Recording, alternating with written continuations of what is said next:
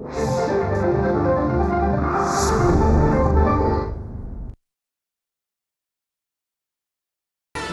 Camera action sealer घेऊन येतील खास किस्से, गप्पा आणि आठवणी सारे, गप्पा आणि आठवणी सारे. नवीन प्रोजेक्टची झलतण, सेलिब्रिटीच्या आयुष्याची खास हलचल, ऐका आणि पहा ताऱ्यांची तुमचा आवडता सेलिब्रिटी टीव्ही पॉडकास्ट. चित्रसृष्टी मधले तारे घेऊन येतील खास किस्से, गप्पा आणि आठवणी सारे, गप्पा आणि आठवणी सारे.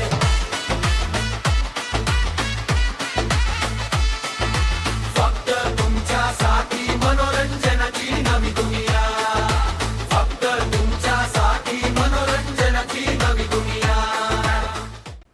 हाय, हॅलो, नमस्कार. मी मृण्मयी भजक तुम्हा सगळ्यांचं झलक ताऱ्यांची या कार्यक्रमात मनपूर्वक स्वागत करते. कोकणातून मुंबईत आलेला एक मुलगा, तो येतो क्रिकेटच्या वेडापायी. पण थोड्या दिवसांनी त्याला कळतं की षटकारांपेक्षा प्रेक्षकांच्या टाळ्या जास्त जवळच्या आहेत. बघता बघता या प्रवासाला 35 वर्ष पूर्ण होतात आणि महाराष्ट्र राज्य पुरस्कार, रापा पुरस्कार अशा असंख्य मानाच्या पुरस्कारांनी त्यांना सन्मानित करण्यात येतं.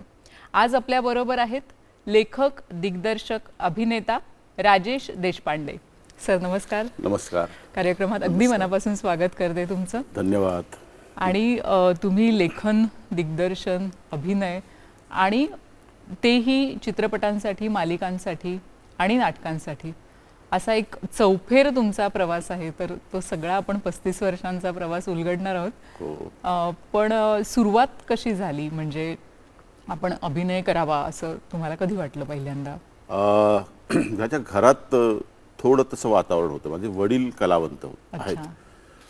त्यावेळी ते 9वी 8वी 9वीला वगैरे असताना शाळेत, मुंबईत होते शाळेत.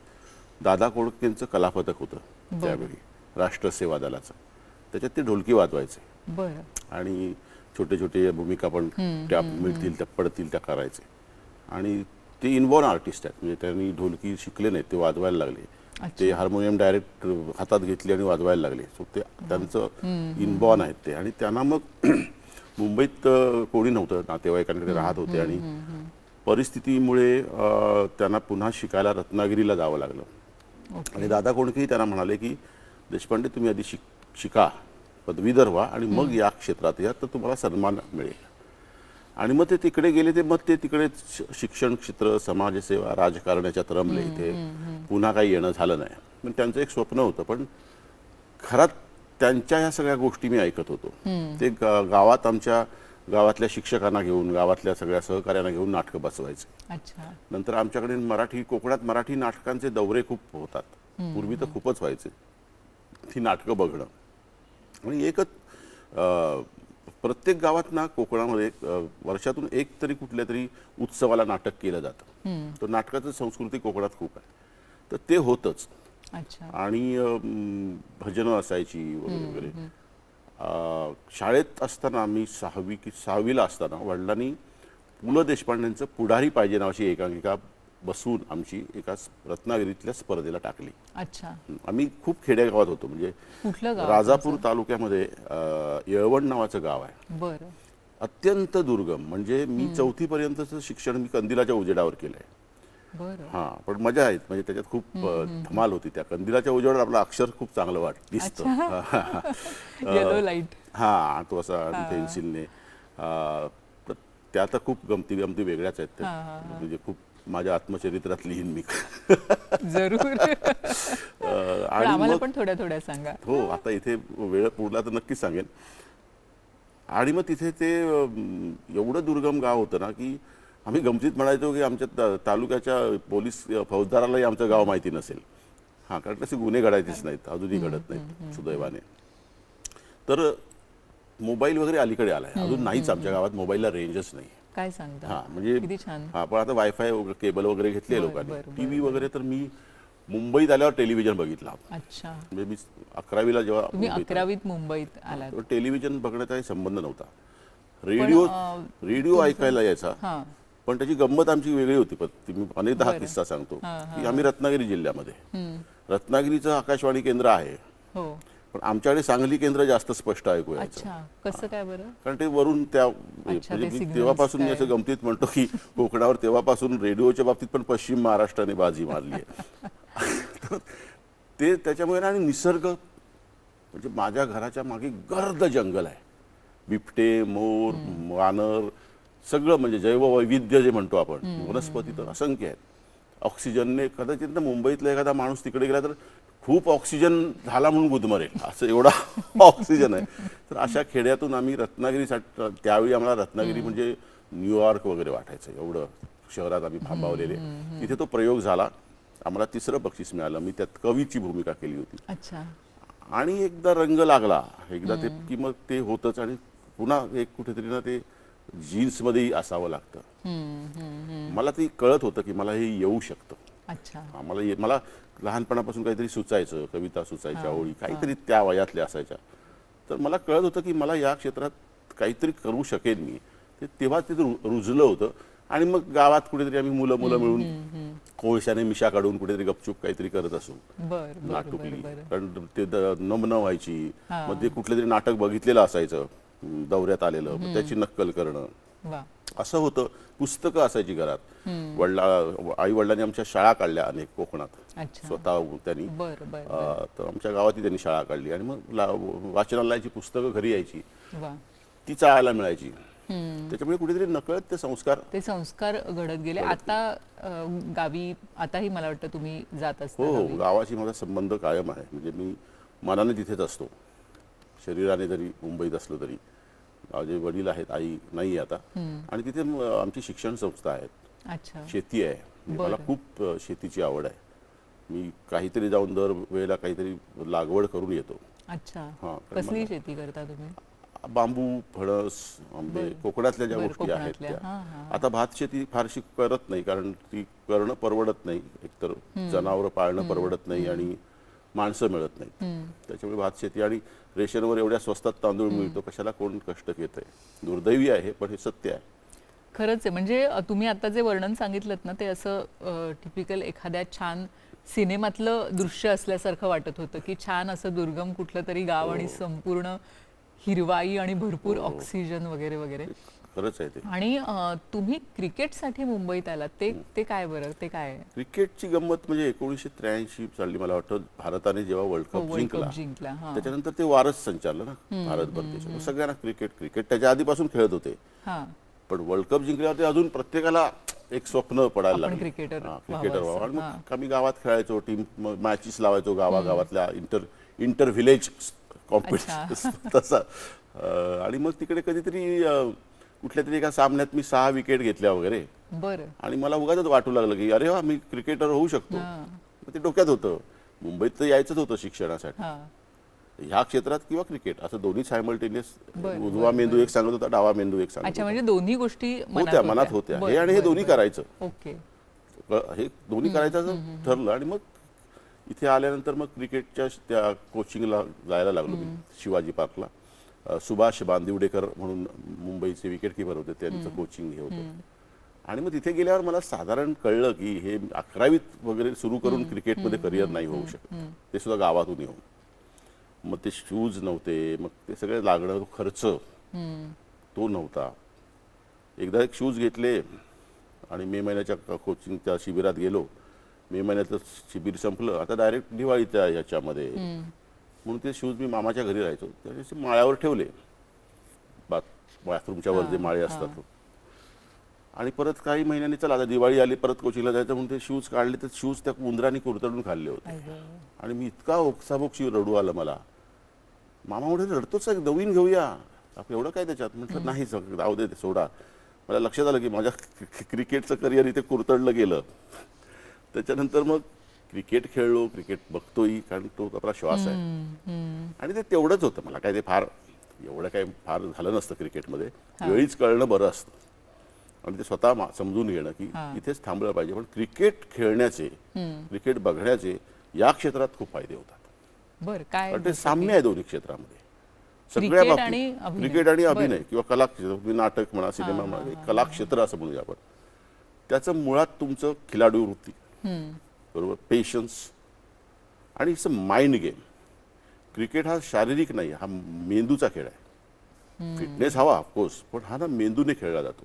जो तुम्हाला प्रत्येक वेळेला तुम्हाला लेखन करताना, दिग्दर्शन करताना, अभिनय करताना तुम्हाला ज्यांनी ज्यांनी क्रिकेट खेळलं त्यांना कळेल, अरे हे क्रिकेट आणि ह्याच्यात सामने आहे. टायमिंग, पॉज, कळलं, रिफ्लेक्सेस, सगळ्या गोष्टी ह्या क्रिकेट आणि ह्याच्यात पाहिजे. तुम्ही बघाल तर अजून बरेचसे आपले चांगले ऍक्टर्स किंवा क्रिकेट खेळून आलेले आहेत. म्हणजे जनरल नाही, चांगलं क्रिकेट खेळून आले.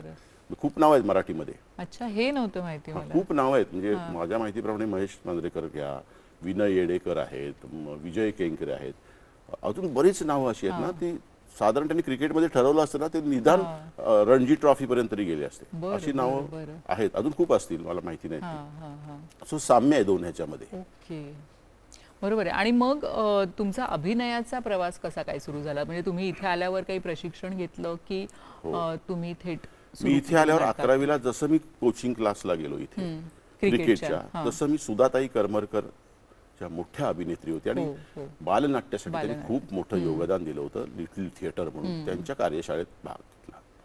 1 महिन्याची कार्यशाळा होती आणि मी गावात आल्यामुळे खूप लाजरा बुजरा संकोच असा होतो. त्यांच्या एका महिन्याच्या कार्यशाळेने मला ना आत्मविश्वास दिला. मला लोकांशी बोलता यायला लागलं, जे येत नव्हतं. भीती वाटायची आधी बोलायला, पण त्याने मला आत्मविश्वास दिला आणि खूप शिकायला मिळालं त्यांच्या 1 महिन्यात. तुम्ही स्वतः कार्यशाळा घेत असता, नवीन मुलांना घडवत असता, शिकवत असता. एक प्रश्न बऱ्याचदा विचारला जातो की अभिनय किंवा ऍक्टिंग शिकून येते का? तंत्र शिकता येतं. हे बघा, मी कायम म्हणतो की तुमच्यातले जे कलागुण आहेत ते कुठलेही असतात, कलागुण म्हणा किंवा जे काही गुण अवगुण असतील ते तुमचे जेनेटिक्स असतात. प्रतिभा असते, पण ती साधना करून तुम्ही वाढवू शकता. तंत्र शिकावंच लागतं, कळलं. आणि ते तंत्र हे योग्य माणसाकडे योग्य गुरु मिळाला की शिकतो. बघ, आवाज चांगला असतो, पण तुम्हाला तपश्चर्या गाण्याची करावीच लागते, कळलं. कुणालाही सचिन तेंडुलकरला सुद्धा रमाकांत आचरेकर सरांकडे जावंच लागलं. असं नाही झालं की तो उपजत आहे म्हणून तो डायरेक्ट हे झाला. सो तुम्हाला तंत्र शिकावंच लागतं. प्रशिक्षण गरजेचं आहे. प्रशिक्षण गरजेचं आणि प्रशिक्षणामुळे ना एक शिस्त येते. तुम्हाला लगेच फरक कळतो प्रशिक्षित ऍक्टर आणि नुसताच आलेला ऍक्टर. शिस्त येते. भूमिकेचा अभ्यास कसा करायचा, स्क्रिप्ट कसं वाचावं, स्वतःच्या सगळ्या ह्याच्याबद्दल मेहनत कशी घ्यावी, तुमच्या दिसण्यापासून सगळ्या अभिनयाचे जे प्रकार आहेत, आहार्य, अमुक तमुक जे म्हणतात आपण, त्याच्यात सात्विक, हे सगळ्यांना तुम्ही प्रशिक्षित ऍक्टर लगेच वेगळा कळतो. म्हणजे असं नाही होत की प्रशिक्षण घेतलेलेच सॉलिड असतात. आपल्याकडे लोकनाट्यातून आलेले किंवा असे जबरदस्तच आहेत सगळे, पण तेही एक प्रशिक्षणच असतं त्यांना, अनुभवात नाही आलेलं प्रशिक्षण होतं. काय पण त्याचे वर्ष जास्त जातात. बरोबर आहे. म्हणजे आता प्रशिक्षण घेऊन जर कोणी मुलं मुली आली ना, त्यांना थोडं लवकर कळतं. पण शेवटी कला आहे, होती कला ही तुम्ही काही म्हणा ती उपजत असावीच लागते असं माझं म्हणणं आहे. त्याला काही इलाज नाही. नाहीतर अनेक शिबिरं वर्कशॉप करत बसणारी सुद्धा मुलं मी बघितलेली आहेत. हे वर्कशॉप झालं, ते वर्कशॉप, ते मग मी विचारतो ना, माझ्याकडे येतात मुलं, त्यांना त्याआधी काय केलंय, तर मोठमोठ्या दिग्दर्शकांची, गुरूंची नावं, मी यांच्या कार्यशाळेत होते, मी यांच्या कार्यशाळेत होतो, मी म्हटलं मग इकडे का आलात? तिकडे काही मिळालं नाही. पण नंतर कळतं की नाहीच मिळणार आहे, कारण तुमच्यात ते शोषून घेण्याचं हेच नाहीये. बरोबर आहे. म्हणजे तुम्हाला प्रशिक्षण दिलं तरी ते तुम्ही घेतलं पाहिजे आणि ते शोषण्यासाठी तुमचे स्पंज पाहिजे ना, तो माती तुमची तयार पाहिजे ना. ती मातीच तुमची जर खडकाळ असेल तर त्याच्यात किती तुम्ही खत घाला, त्याच्यात किती पाऊस पडू दे, काय होणार आहे त्याचं, हे स्वतःला कळलं पाहिजे. आपला मातीचा कस काय आहे. मी कायम म्हणतो, मी कायम उदाहरण देताना मी निसर्गाशी देतो. तुमची माती ओळखा आणि तेच झाड लावा जे तिथे उगवेल आणि त्याला पीक येईल, त्याला फळं येतील. वा वा वा. तुमची माती ओळखा म्हणजे तुमची प्रतिभा काय आहे किंवा एकूणच तुमचा कल कुठे आहे हे ओळखा आणि मग तिथे कुठलं झाड लावायचं हे ठरवा, असं म्हणणारे लेखक, अभिनेता, दिग्दर्शक राजेश देशपांडे यांच्याशी आपण गप्पा मारतोय. आता वेळ झाली एका छोट्याशा विश्रांतीची. पाहत राहा झलक ताऱ्यांची. नमस्कार. विश्रांतीनंतर पुन्हा एकदा सगळ्यांचं मनपूर्वक स्वागत करते. झलक ताऱ्यांची या कार्यक्रमात आपण गप्पा मारतोय ख्यातनाम लेखक, अभिनेता, दिग्दर्शक राजेश देशपांडे.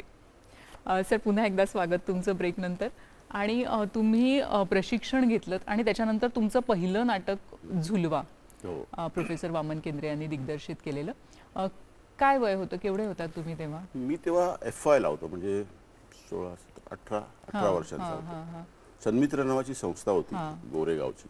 भारत तांडेल मोठे दिग्दर्शक होते, त्यांनी ती स्थापन केली होती आणि त्यांनी झुलवा नाटक मी शिवसेनेचे नेते सुभाष देसाई माझ्या वडिलांचे मित्र लहानपणापासून, तर त्यांनी मला सुचवलं की अमुक अमुक संचालनांना भेट. मग त्यांची झुलवाची रिहर्सल सुरू झाली होती आणि मी तिथे रुजू झालो, मॉबमध्ये होतो. पण झुलवा हा माझ्यासाठी खूप काही शिकवून देणारा अनुभव होता. कारण उत्तम बंडू तुपेंची कादंबरी, त्याच्यावर चेतन दातारांनी नाट्यरूपांतर केलं होतं. वामन केंद्रे सर दिग्दर्शक, देवदत्त साबळेंचं गाणी, अरुण चांदेवालांचं नृत्य आणि तो सगळ्या ऊर्जा, तो उत्साह. आणि मला काय सांगू, मला ना अख्खं नाटक पाठ होतं. अख्खं नाटक, गाणी आणि ते एक भारावून टाकणारं वातावरण होतं झुलवा. आणि कसं असतं ना, तुमची सुरुवात कुठून होते हे फार महत्वाचं असतं. त्याच्यानंतर तुमचा प्रवास कसा ठरतो. तुम्ही जर सुरुवातच एखाद्या चुकीच्या ठिकाणी झाली ना की पुढचं सगळं भरकटतं, मग परत वळण घेऊन यायला खूप वेळ लागतो. त्याच्यामुळे मला सुरुवातीलाच एवढं चांगलं सगळं मिळालं ना की त्याचा पहिलाच प्रयोग झाला संगीत नाटक अकादमीमध्ये भोपाळला, आणि तो ती दाद प्रेक्षकांची आणि वेळ लागणार होतं. मग दिल्लीला झाला आणि मग त्या संस्थेत मार्फत मी पडेल ते काम करायचो. म्हणजे बॅकस्टेज रोल मिळेलच अशी काही ही नव्हती. छोटा रोल, मोठा, मग हळूहळू मोठमोठे रोल मिळायला लागले त्याच्यात, कळलं. आणि मग तो सुरू झालं. मग आणि त्यावेळेला सुदैवाने माझ्या छबिलदास चळवळ होती प्रायोगिक रंगभूमीची, ती थोडी ओसरत आली होती पण होती. तेव्हा छबिलदासला उत्तम नाटकं बघायला मिळाली, हिंदी नाटकं. तिथे तुम्ही काम पण केलं? तिथे प्रयोग पण केले. आणि त्या नाटकांना मोठमोठी लोक यायची. म्हणजे इथे मी बसलो, माझ्या बाजूला नसरुद्दीन शाह बसलेत, इकडे कोणतरी अमरीश पुरी बसले. म्हणजे ते वातावरण पण असं होतं की ते कोणी स्टार बिअर नव्हतं. मग ते नाटक संपल्यावर त्यांच्या चर्चा व्हायच्या. मग ते हळूच आपलं मागे जाऊन ऐकत कानावर पडायचं, कळायचं काही नाही.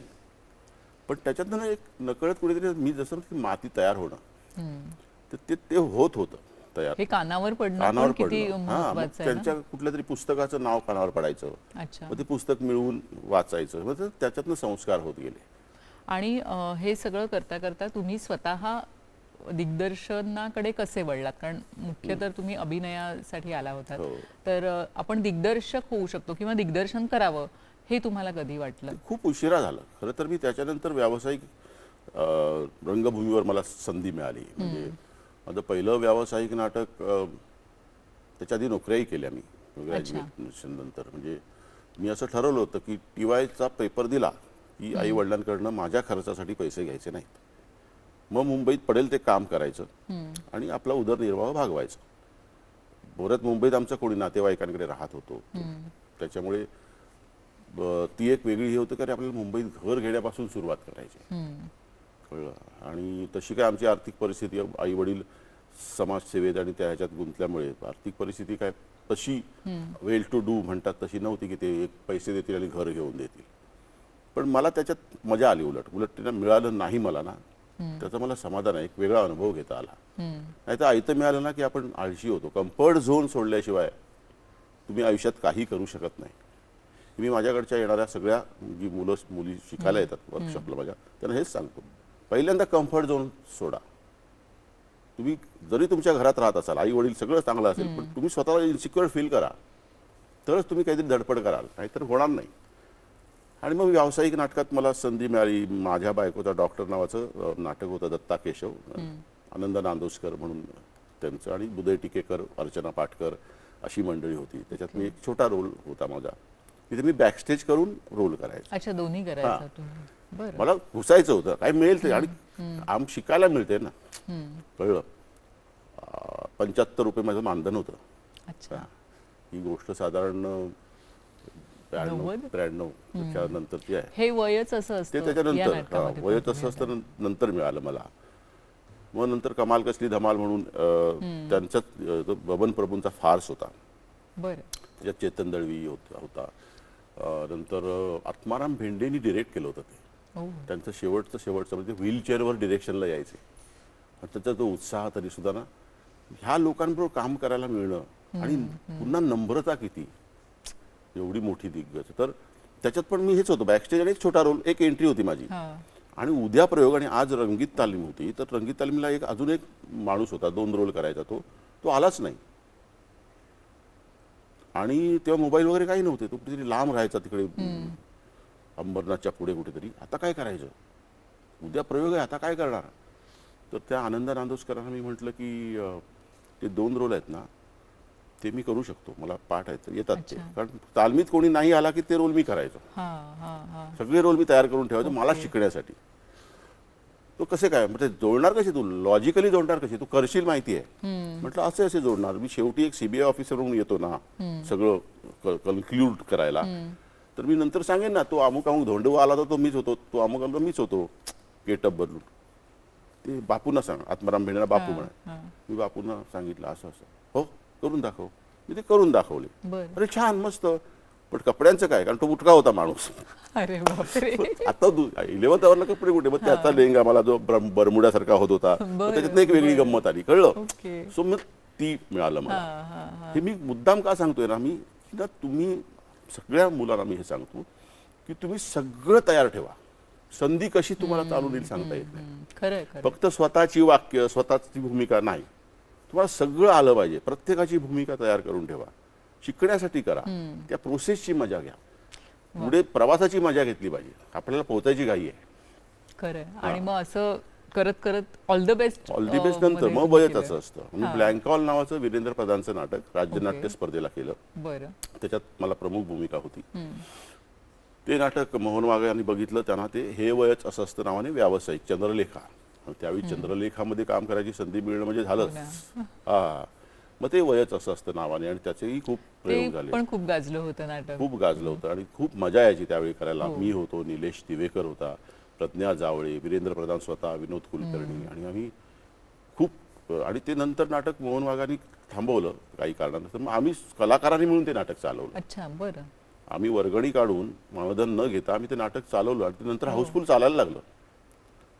तो एक वेगळा अनुभव होता. मलाही आठवतंय, म्हणजे ते नाटक पाहिल्याचं आणि लक्षात राहिल्याचं, म्हणजे इतकं ते सुंदर नाटक. त्याच्या कविता काही लिहिल्या होत्या सौमित्रेने, किशोर कदमने, त्या गोड होतं आणि ते ना खूप रोमॅन्टिक नाटक होतं, रोमॅन्टिक सस्पेन्स ड्रामा होता, ते छान होतं. मग त्याच्यानंतर चंद्रलेखेत होतो, मग ऑल दी बेस्ट मध्ये अंकुश चौधरी आणि नाटक सोडलं, मग संजय नार्वेकरने सोडलं, भरत जाधव होता, पहिली टीम होती. मग आंधळ्याच्या रोल आंधळ्याची भूमिका करायची. मग श्रेयस तळपदे दुसऱ्या टीम मध्ये होता, त्याने मला ती तयार करून घेतली, मी आंधळ्याची भूमिका करायला लागलो. हे ह्या नाटकाचा अनुभव काय, कारण त्यांनी अक्षरशः मला वाटतं की महाराष्ट्र पिंजून काढलाच आणि एक नवीन प्रेक्षक पण घडवला ऑल द बेस्ट या नाटकाने. मला वाटतं तरुण प्रेक्षक जो रंगभूमीपासून दुरावला होता, तो परत ऑल द बेस्ट मुळे याच्याकडे यायला लागला, थिएटरकडे यायला लागला. अनुभव जे खूप शिकायला मिळाला मला. मी एका वर्षात 300 प्रयोग केले. हो, एका वर्षात 300 म्हणजे ऑलमोस्ट रोज एखादा प्रयोग. 2-2, 3-3 प्रयोग व्हायचे. दौरे निघाले की 20-20 दिवसांचा दौरा असायचा. त्याच्यामुळे खूप शिकायला मिळालं. All the best. आणि तुम्हाला अभिप्राय काय मिळाले, प्रेक्षक असतील, ओळखीचे असतील, नातेवाईक असतील? नाही, आवडायचं. अर्थात काय होतं, आधी शेवटी मी जेव्हा ऑल दी बेस्ट करायला लागलो ना, तेव्हा ऑल दी बेस्ट लोकांनी 10-15 वेळा बघून झालेलं होतं. कळलं. माझ्याबरोबर भरत जाधव होता, संतोष मयेकर होता, दुसऱ्या टीममध्ये आनंद इंगळे, श्रेयस तळपदे आणि सतीश राजवाडे. पण असं नव्हतं इकडे कोणी नसेल तिकडे करावं लागायचं. अच्छा. त्या सगळ्यांबरोबर काम केलं आंधळा. बरं. पण रोल तुमचा तोच? रोल तोच, आंधळा. लोकांना आवडायचं. कधी कधी लोक म्हणजे कधी कंपॅरिझन होतं, अरे अंकुश तो अंकुश असंही होत होतं, कधी कधी नाही तू याच्यापेक्षाही चांगलं करतो असंही होतं. पण ते आपण काही मनावर नसतं घ्यायचं. आपण आपल्याशी स्पर्धा ठेवावी. दुसऱ्याशी स्पर्धा करताना आपण ना त्याचाही आपला स्वतःचाही अपमान करून घेतो. आपलं एक वेगळं असतं, त्याचं प्रत्येकाचं वेगळं आहे. ऑफकोर्स त्याचं तो ॲक्टर म्हणून स्टार आहे अंकुश, आणि मित्रही चांगला आहे. म्हणजे तो मला कधी असं कोणाबद्दल कधीच वाटलं नाही. मी त्याचा आनंद घेतला. अनुभव खूपच आले आणि मुळात ना मी नंतर जे लिहायला लागलो त्याचं बरंचसं श्रेय मी ऑल दी बेस्ट नाटकात काम केलं त्याला देईन. कारण मला प्रेक्षकांची ते हे कळलं, टायमिंग म्हणा कळलं की लाफ्टर कसा येतो, कसा घ्यायचा, त्याला किती वेळ द्यावा लागतो. आणि त्या बाबतीत भरत जाधव तर ग्रेटच आहे. रिॲक्शन्स भरतमुळे खूप शिकायला मिळालं मला. वा. हे रंगभूमीवर तुम्ही एवढं काम केलं, हे करत असताना चित्रपट असेल किंवा मालिका असो त्याच्यामध्ये रिटेक्स असतात, पण रंगभूमी हे आमने सामने आणि थेट परफॉर्मन्स असतो. तर त्याच्यामध्ये कधी काही अशा गमती-जमती झाल्यात किंवा एखादं वेगळं असं संकटच आलंय किंवा असं असं असं काही असं काय झालेलं आहे? खूप मोठं संकट सुदैवाने अजून आलं नाही. पण गमती झाल्यात. मी एकदा कधी ऑल दी बेस्टच्या प्रयोगाला मी जरा काही सेकंद ब्लँक झालो होतो. तो एक सिच्युएशन आहे त्याच्यात, तो त्या कुक कुक कुक कुक गाण्यावर स्टोरी सांगत असतो आंधळा. म्हणजे ज्यांनी बघितले त्यांना आत्ता ते आहे की नाही मला माहिती नाही, आत्ताच्या प्रयोगात ते करतात की नाही. तिथे बसलेला असतो आणि तो गाणं लागलेलं असतं चोली के पीछे, त्याच्यावर हा आंधळा ना ते एक स्टोरी रचून सांगत असतो. तिथे मी खूप दिवसांनी प्रयोग करत होतो. मी मध्ये सोडलं ते नाटक नंतर, मला नोकरी लागली म्हणून. आणि ते मोहन वाघांनी सांगितलं अरे कोणाची तरी प्रॉब्लेम आहे, तू हा प्रयोग कर.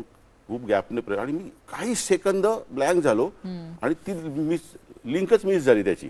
त्या टायमिंगवर होतं ना, त्या शब्दांवर. आणि मग थांबावलो मी. बरं.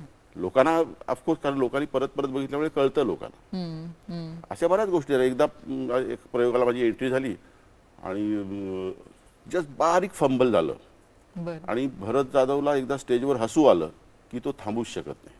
काय सांगता? आणि ते फंबल एवढं बारीक होतं की ते फक्त बाजूला कळेल, प्रेक्षकांना नव्हतं कळलं.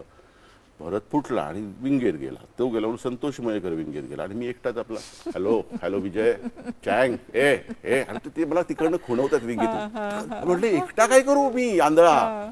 आत गेलो, त्याला घेऊन आलो, ढकललं दोघांना आणि मग नाटक पुढे सुरू झालं. अशा गमती जमती झाल्यात. म्हणजे असं खूप मोठा अपघात अजूनपर्यंत झालेला नाही. सुदैवाने नटराजाची कृपा आहे. होई नाही, कोणालाही वेळ येऊ नये. अभिनय क्षेत्र जेव्हा आपण म्हणतो की एकतर रंगभूमी ही मला वाटतं की बऱ्याचशा कलाकारांची ही एक कर्मभूमी आहे किंवा सुरुवात रंगभूमीपासून झालेली आहे. त्यानंतर तुम्ही मालिकांमध्ये गेलात की चित्रपट तुम्हाला कुणाला? नाही, मला एक अजून एक गमतीशीर किस्सा सांगेन. मी एक व्यावसायिक नाटकात येण्याच्या आधी सुद्धा एकांकिका स्पर्धा करत असताना मला एक मराठी चित्रपट करण्याची संधी मिळाली. आणि ते सुद्धा मेन व्हिलनची भूमिका. रॅप डान्सर होतो मी. मी एक एकांकिका केली होती वीरेंद्र प्रधानची, होय मी मृदुला गुप्ते बोलते नावाची. सुमुखी पेंडसे होते त्याच्यात. आणि त्या स्पर्धेमध्ये मला काहीतरी अभिनयाचं दुसरं की तिसरं पारितोषिक मिळालं होतं.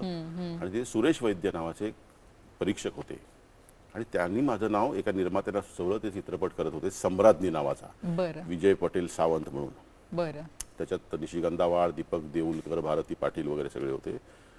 त्यात तुमची विलनची भूमिका लावणी विरुद्ध रॅप असा तो सामन्याची त्याची वन लाईन होती. आणि मी रॅप स्टार म्हटलं. नरेंद्र पंडित त्यांनी ते हे होते नृत्य दिग्दर्शक. म्हटलं नाचता येतं पण ते फोकवर, रॅपचा रिदम नसतो ना आपल्यात. पण तू नाचशील ना, मग शिकवलं तर नाचेन. मग मी त्यांनी खूप मेहनत घेतली आणि मी पण केली. म्हणजे अक्षरशः ना पाय सकाळी उठता बसता यायचं नाही, अशी मांड्या धरून यायच्या. केलं तर माझ्या परीने केलं, मला जेवढं जमेल. तर मला म्हणजे पहिलाच चित्रपट आणि त्याच्यामध्ये रॅप डान्सरचा रोल आणि तो मेन विलन केवढं होतं माझ्यासाठी. बाप रे. एकांकिका करताना डायरेक्ट मेन विलनची भूमिका मराठी चित्रपटात. 2000 रुपये मानधनी मिळालं होतं त्याचं. तो झाला चित्रपटात आलो आणि त्याच्यानंतर भरपूर हे करत असताना मग एकांकिका लिहायला लागलो मी. तुमच्या लेखनाकडे मी येणार आहे. झलक ताऱ्यांची या कार्यक्रमात आपण गप्पा मारतोय राजेश देशपांडे यांच्याशी. त्यांच्याशी आपण अजूनही गप्पा मारणार आहोत. त्यांचा लेखनाचा प्रवास, चित्रपट, नाटक ह्याविषयी आणखी बोलणार आहोत. पण आता वेळ झाली एका छोट्याशा विश्रांतीची. पाहत राहा झलक ताऱ्यांची. नमस्कार. विश्रांतीनंतर पुन्हा एकदा सगळ्यांचं सहर्ष स्वागत करते. झलक ताऱ्यांची या कार्यक्रमात आपण गप्पा मारतोय लेखक, दिग्दर्शक, अभिनेता राजेश देशपांडे यांच्याशी. सर, तुमचा नाटकाचा प्रवासही खूप चांगला होता आणि तुम्ही एकांकिका करता करता एक चित्रपटही केला. लेखनाकडे कसे वळलात तुम्ही? आणि तुम्ही मगाशी म्हणालात की लहानपणापासून काहीतरी तुमचं लेखन चालू असायचं. हा लेखन म्हणजे मला कविता सदृश काहीतरी सुचायचं अच्छा. लहानपणी. पण नंतर इकडे मी जसं आलो झुलवा आणि समांतर रंगभूमी तेव्हा त्या स्पर्धा वगैरे सुरू झाल्या. त्याच्यात उत्स्फूर्त एकांकिका स्पर्धा नावाच्या स्पर्धा व्हायच्या. उत्स्फूर्त एकांकिका म्हणजे काय? नाट्य परिषद हौशी रंगमंच संघटना होती. हा. उत्तम स्पर्धा मध्ये आम्ही तो घेण्याचा प्रयत्न केला. ती स्पर्धा 1 महिना आधी एका मोठ्या लेखकांकडनं 20 वन लाईनर्स विषय घ्यायचे ते म्हणजे जाहीर करायचे स्पर्धकांना. हा, हा, हा. त्या 20 विषयांवर तुम्ही साधक बाधक तयारी करून ठेवायची. बरं. मग स्पर्धेच्या दिवशी तुम्हाला चिठ्ठी उचलावी लागायची. चिठ्ठीमध्ये जो विषय येईल तिथे तुम्ही उत्स्फूर्तपणे 1 तास दिला जायचा अच्छा. आणि उत्स्फूर्तपणे 15 मिनिटाचं वगैरे स्किट नाही म्हणणार त्याला, आपण नाटुकली हा, नाटुकली. ज्याच्यातून असा तो विषय कळेल अच्छा. हे सादर करायचं. बरं. मग त्याच्यातून अंतिम फेरीत याची त्याची पूर्ण एकांकिका लिहून ती सादर करायची. अशी ती स्पर्धा होती. ह्या स्पर्धेने खूप लेखकांचे मेंदू जागृत केले. आणि ह्या स्पर्धेत मला तेव्हा ते विषय आले आणि मी तेव्हा त्याचं ग्रूमिंग करायला लागलो, ब्रेन स्टॉर्मिंग करायला लागलो आणि आम्ही. मग किती वेळ मिळायचा म्हणजे ती चिठ्ठी उचलल्यानंतर? तास. अच्छा, 1 तासात पण तुम्ही त्याच्यासाठी ते तुम्ही पूर्ण- 20 विषयांवरती तुम्ही एक साधक बाधक तयारी करून ठेवावी लागायची. आणि आम्ही काय करायचो तेव्हा की आम्ही ते हॉल होता हा. त्यावेळी म्युन्सिपाल्टीचे हॉल सुदैवाने मिळायचे आमच्यासाठी, आमच्या हौशी तालमींसाठी. लोकांसाठी. हा. आता ते मिळत नाहीत. ते परवडायचे तेव्हा. आता प्रचंड मोठा हा प्रश्न निर्माण झालाय. आणि मग त्याच्यानं आम्ही 20 विषयांवरती एखादा दुसरा विषय असायचा की याच्यावर काहीच होऊ शकत नाही, याच्यावर फक्त निबंध होऊ शकतो, तो बाजूला काढायचा. आणि हाच विषय आला तर काय सोडायची स्पर्धा, असं एक ठरलेलं असायचं कारण त्याचं काही होणार नाही. पण साधारण आम्ही प्रयत्न करायचो 20 विषयांवरती काहीतरी. आणि तेव्हा ना सगळे असं मेंदू जागृत व्हायचा. मग मलाही सुचायचं, मी काहीतरी थ्रो करायचो, अरे हे चांगलं आहे. आणि मला तिथे कळलं की अरे मला लिहिता येऊ शकतं, मला ते सुचतंय, मेंदू आहे मला तो लेखकाचा. मग मी लिहायला लागलो. मग एकांकिका लिहिल्या. माझी एक एकांकिका फ्रीडम ॲट मिडनाईट नावाची जोशी बेडेकर कॉलेजने INT ला केली होती. अच्छा. विनोद कुलकर्णीने ती बसवली बरं. आणि ती एकांकिका खूप गाजली. अंतिम फेरीत आली. ती फ्रीडम ऑफ मिडनाईट वर आहे की नाही कॉमेडी नाव आहे, आहे? वेगळी अच्छा. धमाल वेगळी आहे. बरं, ती बरं, गोष्ट बरं, बरं. फ्रीडम ॲट मिडनाईट शब्दशः अर्थ तोच आहे. हा, हा. एका कोकणातली 2 भूतं एका नवीन लग्न झालेल्या बरं. नवीन लग्न झालेल्या जोडप्याच्या पहिल्या रात्री मुंबईच्या घरी येतात आणि मग त्यांची काय तारांबळ उडवतात दोघं. अशी ती गोष्ट आहे. अच्छा. कळलं. आणि त्यांना मग फ्रीडम, त्यांना एका मध्यरात्री 3 महिन्यानंतर फ्रीडम मिळणार असतं म्हणून ती फ्रीडम. तुमच्या सगळ्याच कलाकृतींची टायटल्स असतात ना, ती एकदम भन्नाट असतात. हो, पण हे फ्रीडम ॲट मिडनाईट टायटल आमचा मित्र, आता तो नाही, क्षितिज झारापकरने सुचवलं होतं. असं जर मी बसलो होतो सगळे आणि तेव्हा ही आम्ही गोष्ट अशी रचली जेव्हा, अरे मस्त नाव आहे. त्याच्यानंतर मग आम्ही आलो रे नावाचं व्यावसायिक नाटक मी पूर्ण लिहिलं आणि ते अच्छा. मला दिग्दर्शित करण्याची संधी मिळाली. त्याच्यातून तुम्ही असं जाहीर त्याच्यात केलं, लेखक आम्ही आलो रे. आम्ही आलो रे. हा. संजय नार्वेकर, विजय कदम त्याच्यात प्रमुख भूमिकेत होते. प्रदीप राणे नावाची आमची मित्र, त्यांनी ते निर्मित केलं होतं. उत्तुंग शेलार म्हणून आमचा मित्र आहे, त्याच्यामुळे ते सगळं घडून आलं. वा. आणि मग तिथून मग माझ्यावर लेखक दिग्दर्शक म्हणून एक शिक्का बसला. आणि त्या नाटकही खूप, ते लोकांना खूप आवडलं नाटक त्यावेळी. पण मग तुम्ही लेखन आणि दिग्दर्शन असं तुम्ही जेव्हा लिहित असता तर तेव्हा ते सगळं तुमच्या डोळ्यासमोर असतं का की ह्याचं दिग्दर्शन तुम्हीच हो, करणार? कारण मी लिहित असताना मला ते दिसत असतं. म्हणजे सोपं जातं करायला, कारण मी लिहिताना ती भूमिका पण जगत असतो ना. मी ऍक्टर असल्याचा फायदा होतो मला तिथे.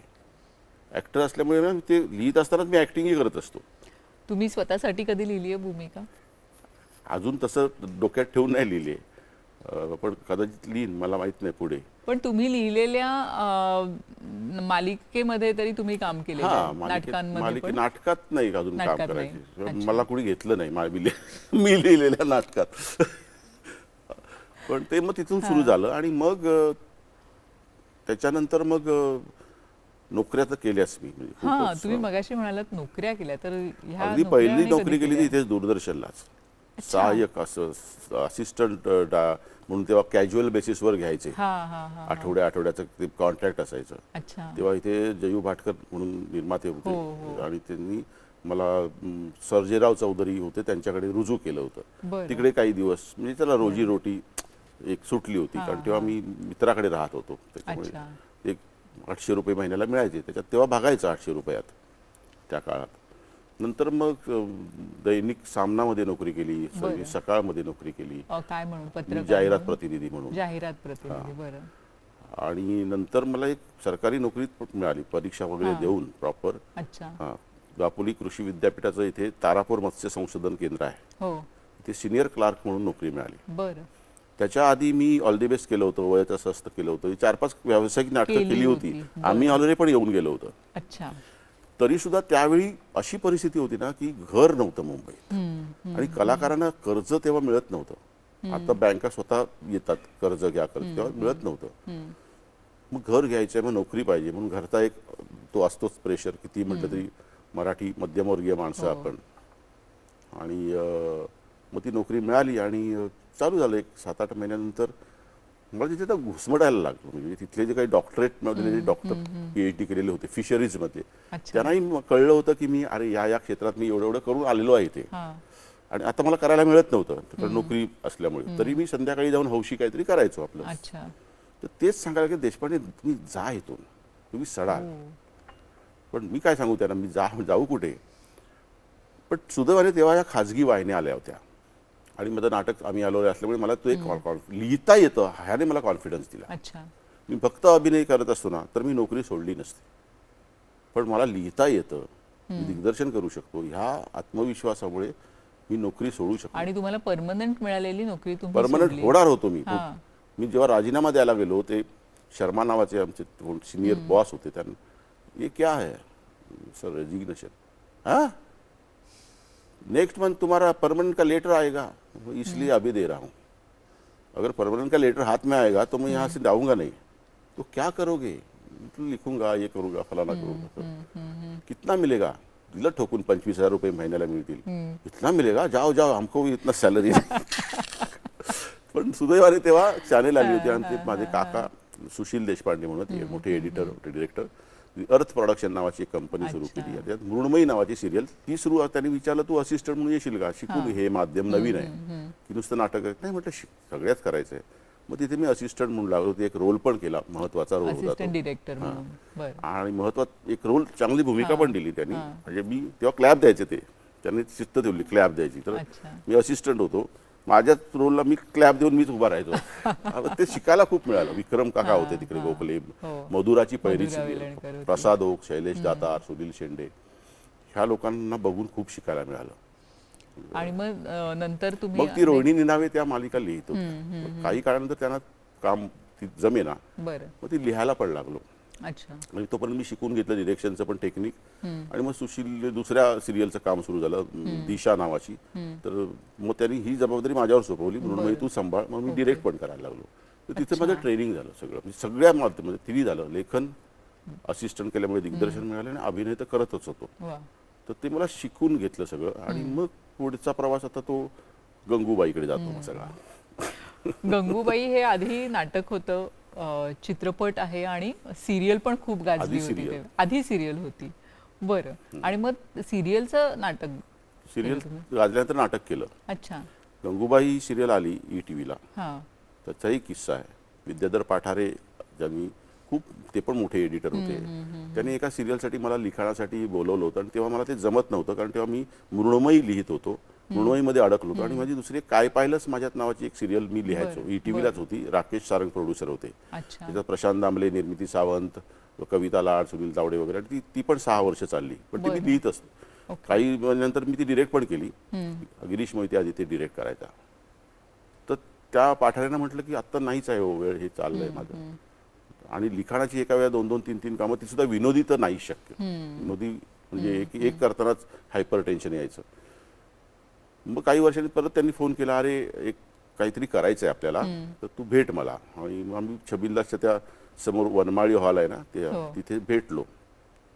ते म्हणाले एक पुस्तक आहे माझ्या डोक्यात, ते आयडियलमधलं आपण पुस्तक विकत घेऊया, तू वाच, त्याच्यावर मला सिरियल करायचं आहे. चला, मग तिथून वनमाळी हॉल टू आयडियल साधारण 15 पावलं पण नाही आहेत. ते चालताना विषय, ते हिंदी बोलतात, तेरे पास कुछ है क्या दिमाग, तेरा कुछ स्टोरी.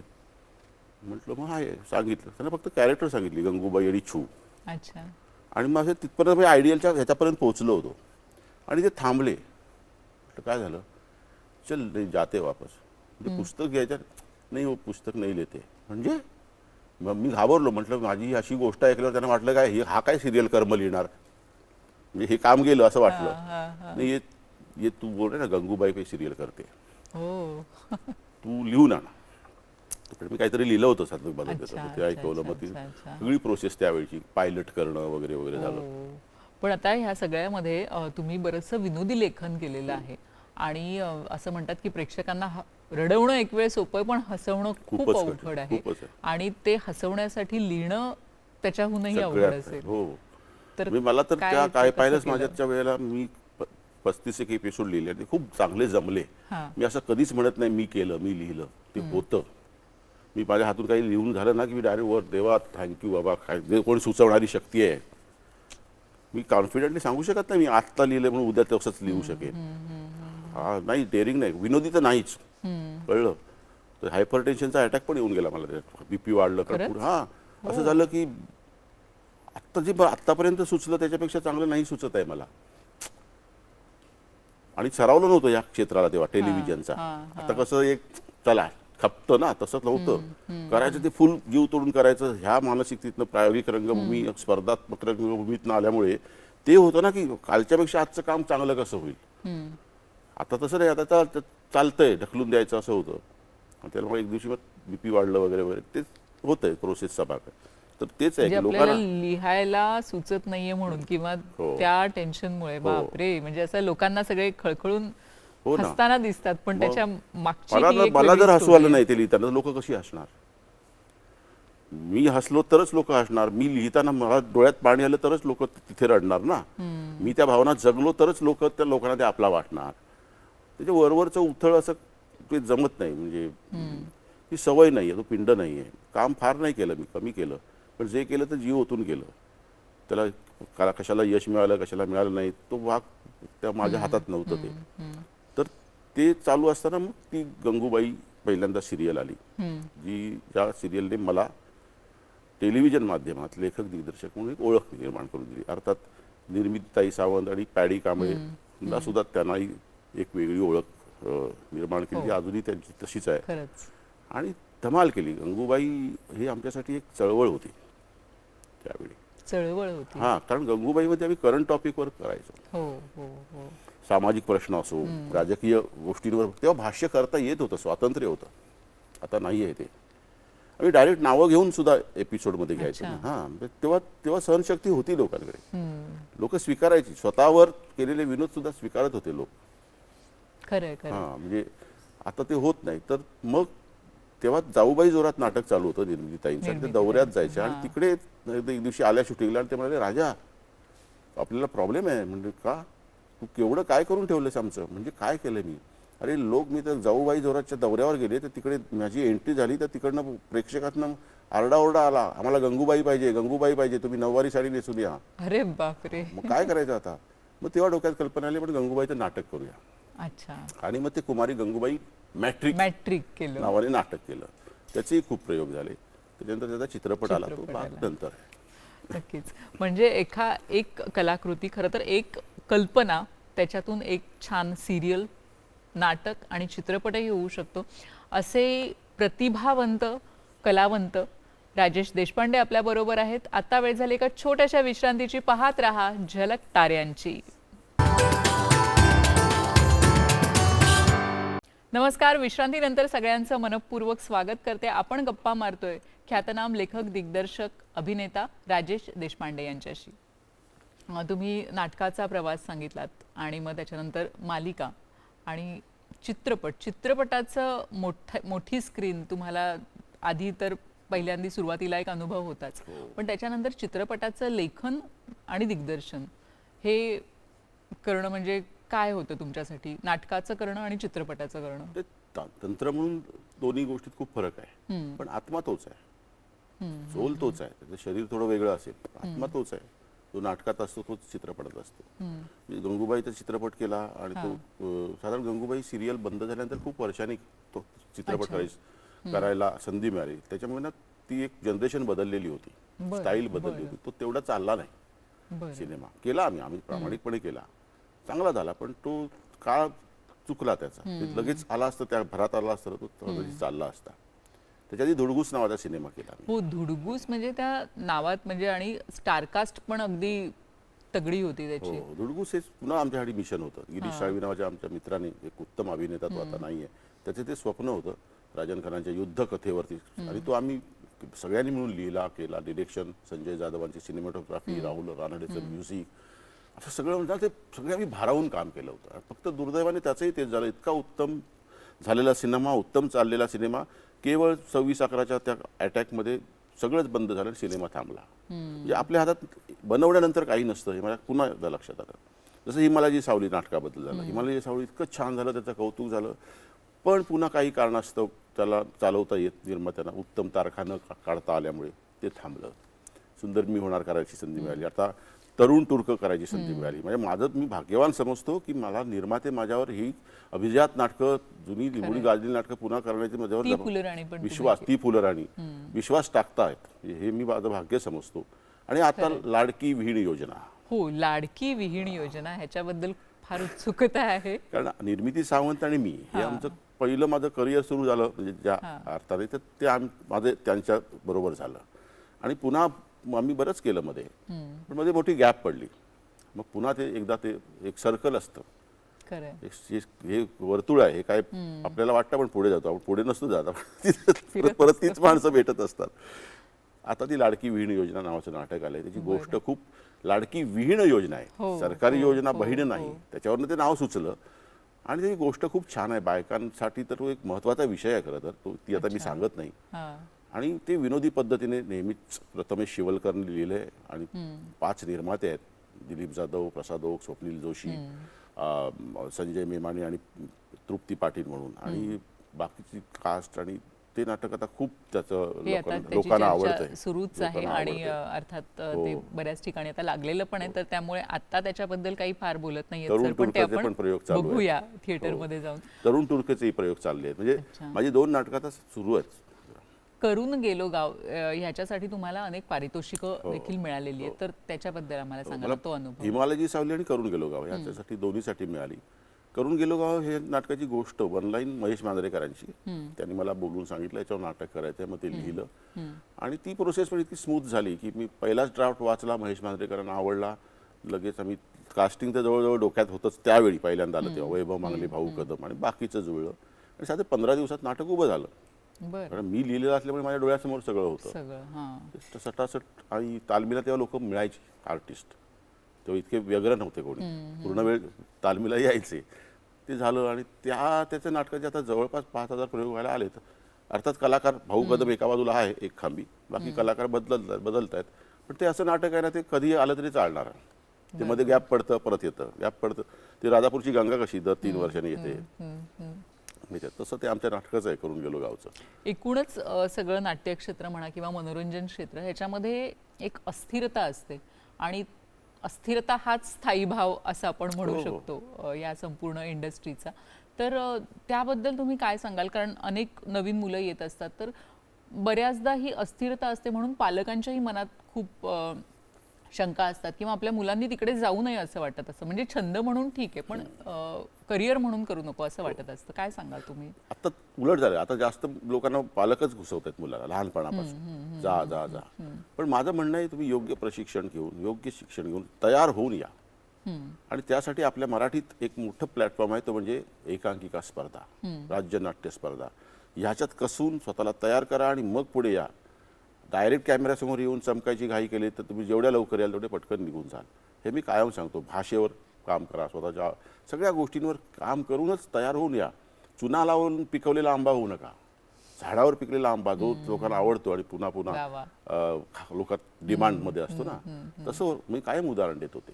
त्याच्यामुळे नवीन मुलांना माझ्या कार्यशाळेत पण हेच सांगतो, कॅमेरा आणि सिरियलमध्ये चमकण्यासाठी इकडे येत असाल तर नका येऊ. इथे थिएटर करा, कसून थिएटर करा. द्या आधी वर्ष.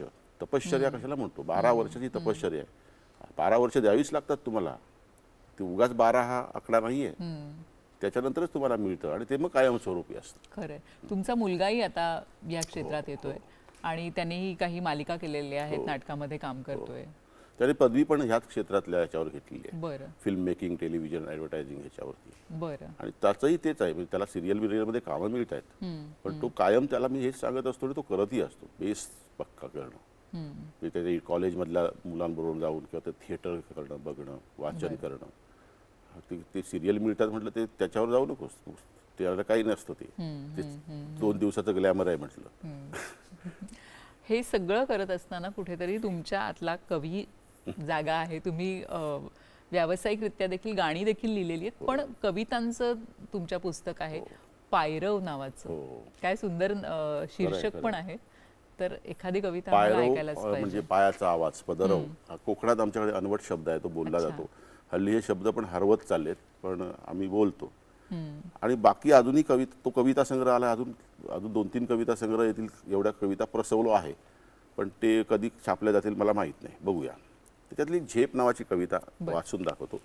ही या क्षेत्रात येणाऱ्या किंवा कुठल्याही उमेदीने कुठेही स्वप्न बघू पाहणाऱ्या मुलांसाठी संदेश देणारी कविता आहे. झेप. जीवनाचा पक्षी असा झेपावाला आभाळात, जीवनाचा पक्षी असा झेपावाला आभाळात, कुठे जावे ठावे नाही, कुठे प्रवाहाचा अंत. चंद्र सूर्य ग्रह तारे त्याच्या झेपेच्या पल्ल्याड, चंद्र सूर्य ग्रह तारे त्याच्या झेपेच्या पल्ल्याड, पंख छाटे काळ तरी त्याला अज्ञाताची ओढ. वा.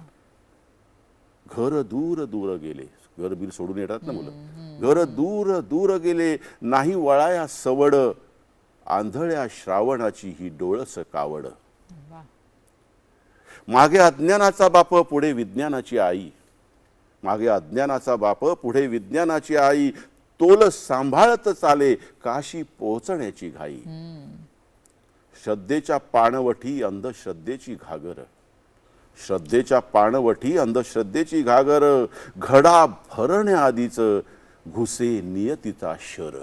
कधी कधी होतं ना असं दुर्दैवाने, आत्ता कुठेतरी मिळतंय आणि माणूस जातो, दगावतो, काहीतरी घडून संपतं सगळं.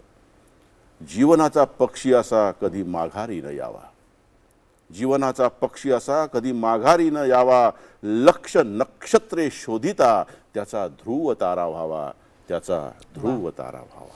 क्या बात आहे. आणि खरंच कला क्षेत्रात येणाऱ्या प्रत्येकाला किंवा कुठल्याही नवीन क्षेत्रात येणाऱ्या प्रत्येकाला ही अशी एक उमेद असते की आपण ध्रुव तारा होऊन ह्या क्षेत्रात चमकावं.